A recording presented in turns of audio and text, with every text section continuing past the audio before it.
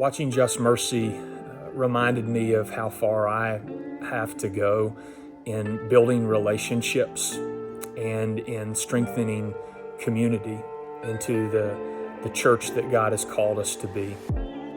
We have such a long way to go, friends, and yet it's people like Brian Stevenson that remind me we don't have to do this by ourselves, that we have people that have already paved the way that we can look to. And we see, most importantly, that Jesus comes to bridge and to break down the dividing walls of hostility and all of the sinfulness that is so pervasive and prevalent within our society and all around us.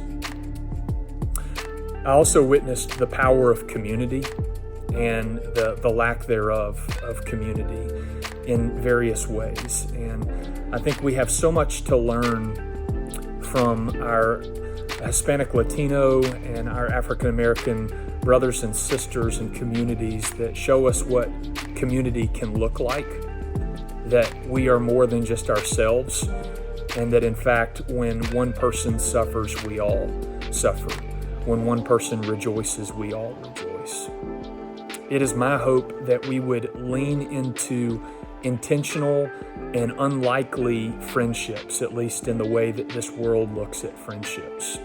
That we would find ways to befriend someone that might look or talk or even react to things differently than we might, and that we would use that as a way to learn and just to be with. Jesus spent so much of his ministry being with. We in the church have work to do in being with and listening, and not listening so that we can immediately respond with callous words, but listen to truly hear and to find ways to partner with God for change that is necessary.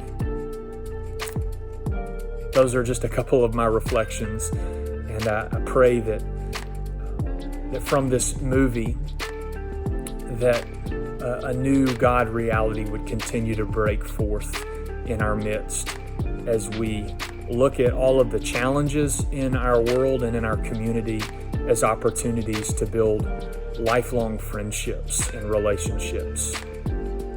In watching the movie Just Mercy, I took an opportunity this time to pay attention more to the different perspectives. And Brian Stevenson's perspective, obviously, as a man who could have done whatever he wanted with his law degree, chose to go back to an environment where he could have gotten out of, he could have been wealthier, he could have been more successful, but chose to go back to that environment so that he could help people who came from a very similar environment than he did, but didn't have the skills that he did. And so I look at him as a hero, and Ava as well, someone who decided that it was better for her to work to change her community than it was for her to live a quiet life. Someone who decided that the fear wasn't enough to stop her. Someone who decided that she needed to see real change in her community. She needed to save those who needed to be saved.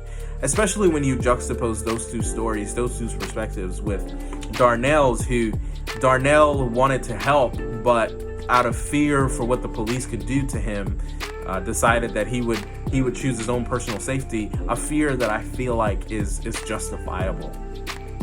And then in looking at Walter and the struggles that he went through and the ways that he was so respectful the entire time and hoping that the law would be on his side, given the fact that he was not guilty, and the law just didn't come through for him.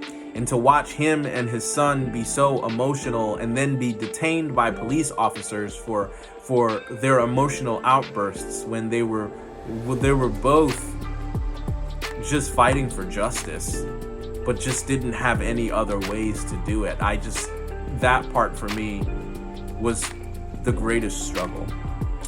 But I see the greatest hope in characters like Jeremy Doss, who, if you don't remember, that's the police officer that gave Brian Stevenson a really hard time in the beginning when he came to check in. But as time went on, that officer began to give the inmates and Walter and Brian more and more compassion, allowing Brian to see his family, and even trying to talk him into doing the acceptable thing, not necessarily the right thing, but seeing that officer could change, seeing that officer could see Brian and Walter as human beings and show compassion to them.